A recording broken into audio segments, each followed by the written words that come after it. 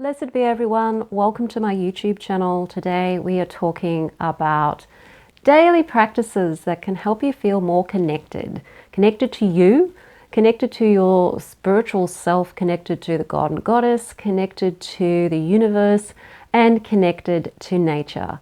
A lot of us feel there's something's missing, something's not right, and even if you did have all of the material things that you wanted, there would still be a sense that something is missing. And that's that connection to who you truly are deep down inside, beyond all of the identifications of the ego and everyday mundane life. There's that deeper thing we're all yearning for. And witchcraft, Wicca, can help bring that yearning back to home and help you discover who and what you truly are, simply by connecting on a daily basis to your spiritual path. Before we dive in though, my name is Sandra. I am the author of Crafting Your Wiccan Path. If you want to know more about Wicca and witchcraft, magic, tarot, hit the subscribe button and the notification bell so that you don't miss any videos.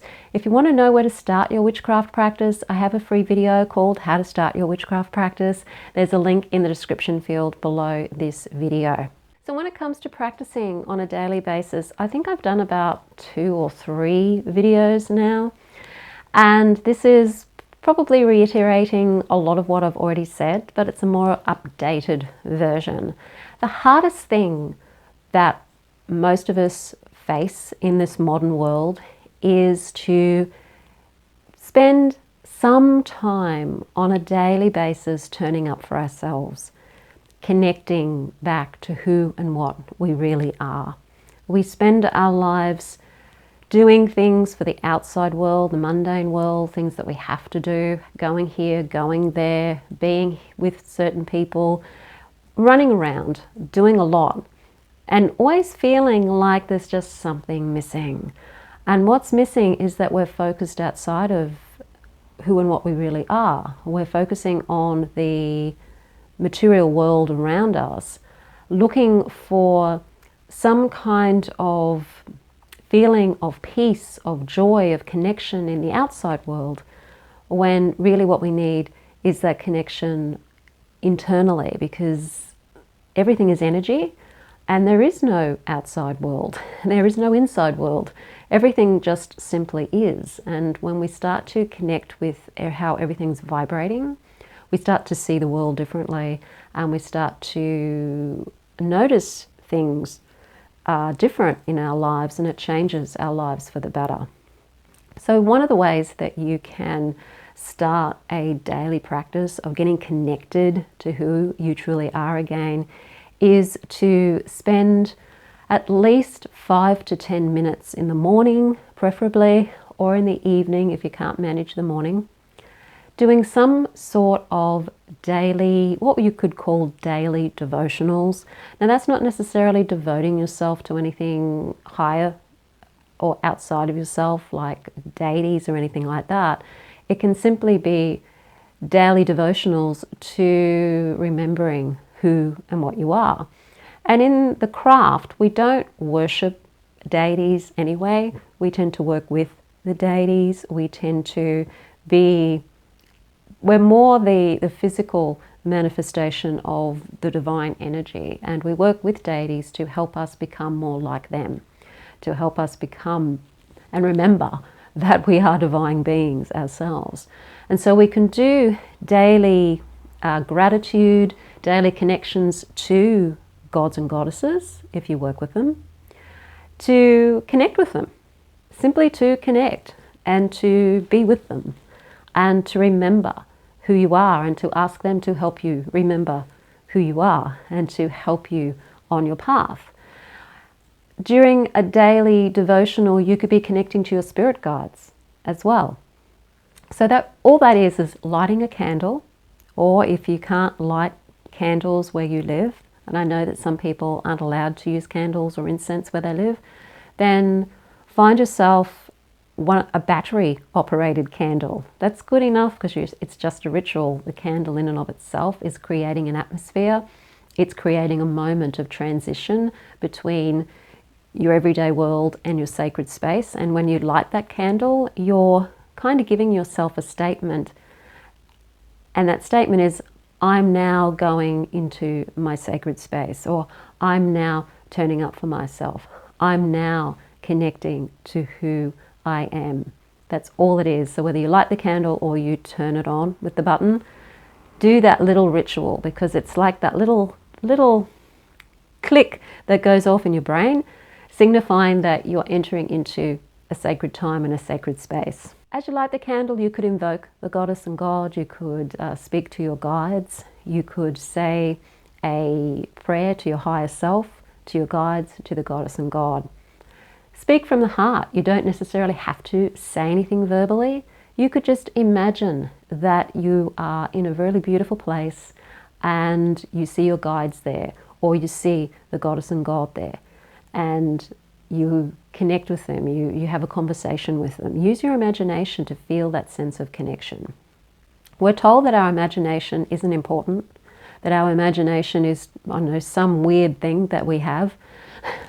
Everything we have in life has a purpose. That includes our imagination. It has a very powerful purpose. And when it comes to magic, spellcrafting, your imagination is so important. It's the most powerful magical tool you could ever have. So allow your imagination to create a sacred space for you in the astral plane and connect to the goddess and god. There are prayers that you could find online. I have a mini course, it's a 5-day course called The Ultimate Guide to Starting a Wiccan Practice That Works. And in that course, I give you a little daily practice that you set up over the course of 5 days. So each day you get an extra thing that you do in your practice. And one of those is connecting to the goddess and god. So if you want to check that out, there's a link in the description field below this video for that course. Other things that you can do is meditation or just simply reflecting. And the evening's a good time to do that aspect of it, reflecting on the day, what you did, what you would have liked to have done that you didn't do. In the morning, it can just simply be reflecting on what you want to do that day, or what you'd like to have happen that day. What sort of day would you like it to be? And then focus on that as if it's already been achieved. If you just want a day full of peace and things to run smoothly, get into that feeling of what it's like to feel peace, to feel peaceful, and start your day already feeling that when you're doing your morning practice. Another thing you can do, if you could try to do this on a daily basis, it depends on where you live, is to get out in nature somehow, even if it's just to stand by a tree.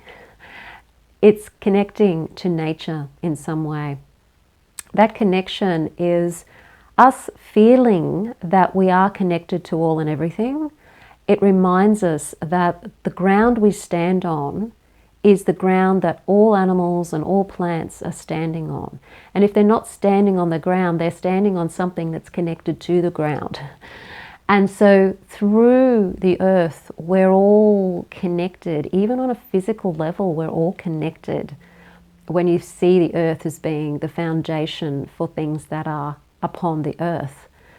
And when you look at that and you feel the earth underneath your feet, feel that connection to everything else on the planet. You're even connected to people over the other side of the world when you're connecting through the earth.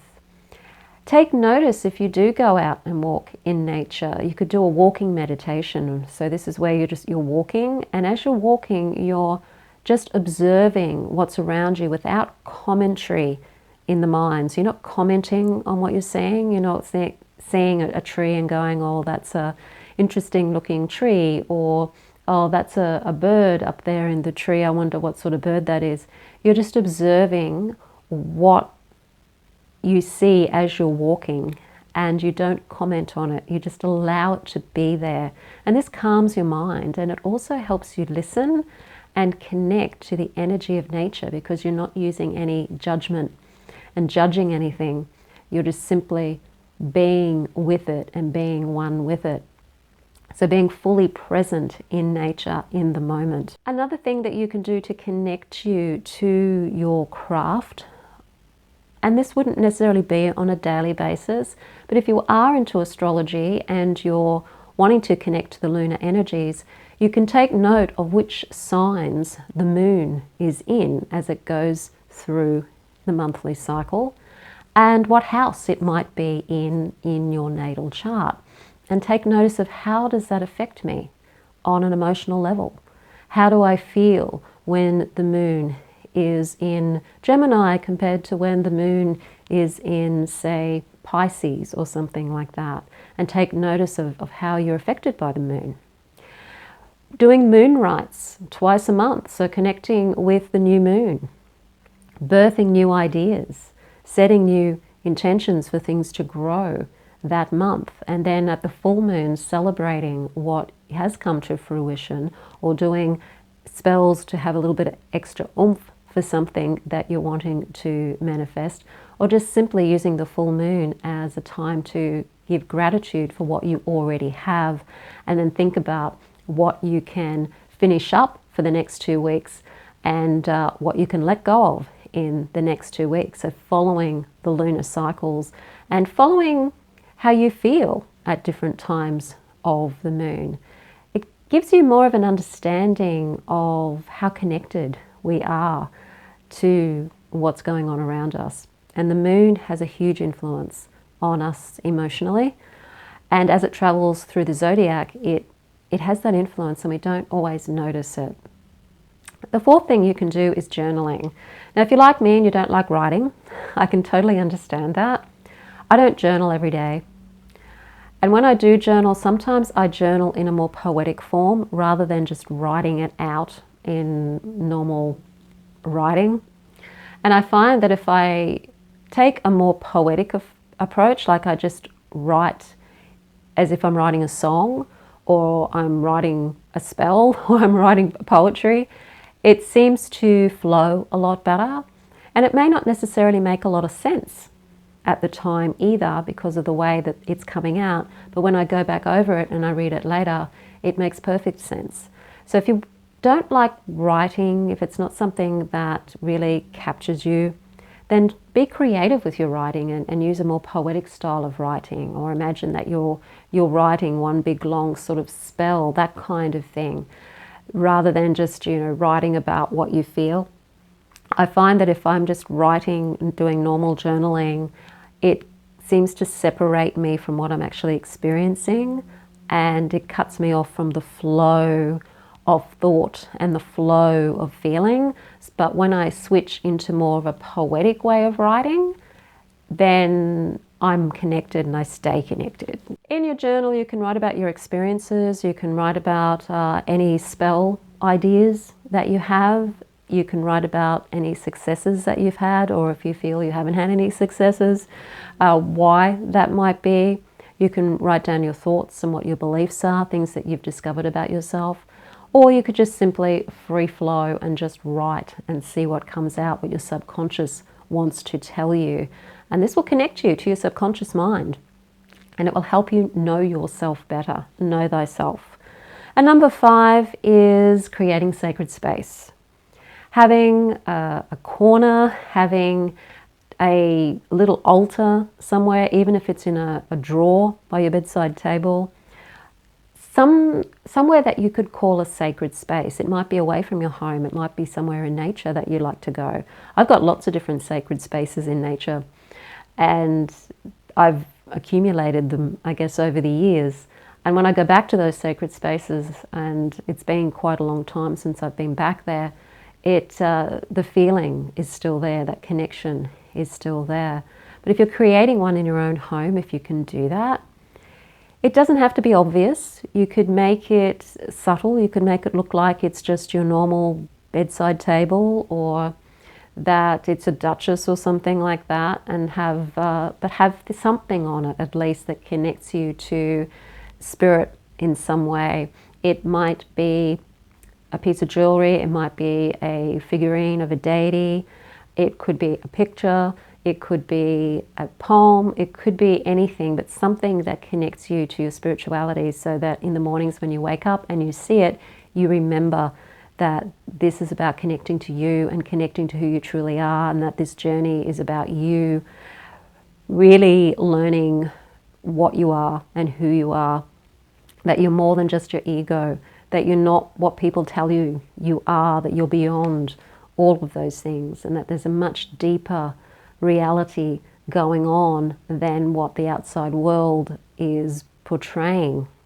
And you're not getting so sucked into what's going on in the world, because what's going on in the world will take your focus away from who you are and put you into usually some kind of state of fear, some state of comparison with other people, and some state of feeling like you're not good enough, and you don't want that. So if you do want to set up a daily practice, the 5-day course, The Ultimate Guide to Starting a Wiccan Practice That Works, there's a link in the description field below this video for how you can obtain that. It's only 15 Australian dollars, so it's very, very low end when it comes to cost, but it's a really great course for getting you started. I use that daily practice still, and we use it in the Mystery Witch School 101 Academy. So the 101 Academy is the 12-month course, and we chop and change that daily practice when you come to learn the Sabbats in that course and you start to work with different deities. The daily practice changes to help you connect to those different deities at those different times of the year.